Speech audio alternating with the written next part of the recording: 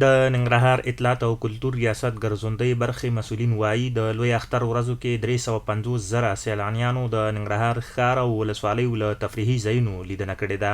د ننګرهار اطلاعات او کلتور ریاست د ګرځندوی امیر استاد عید محمد حنفي وایي لوی اختر کې کورنۍ او بهرنیو سیلانیانو له سپینغر ولسوالۍ، ممله باغ، اچین ولسوالۍ، وزیر او نورو سیمو لیدنه کړې ده.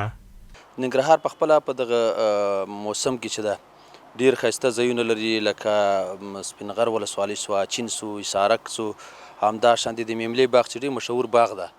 دغه ته د اختر په شپو ورځ کې ډېر زیات سیلانیان لاړو.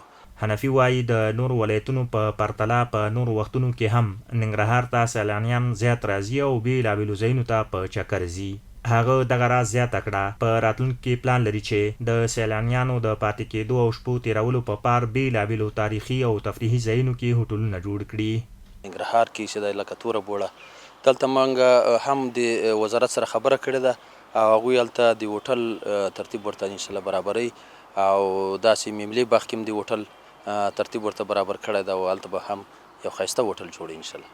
دا چې د ننګرهار ولایت په همیشه بهار هم مشهور دی، د هیواد د نورو ولایتونو سیلانیانو سره ورته بهرني هغه هم په بېلابېلو وختونو کې راځي. د تفریحي ځایونو د لیدنې ترڅنګ یې د تاریخي سیمو هم لیده کاته کوي.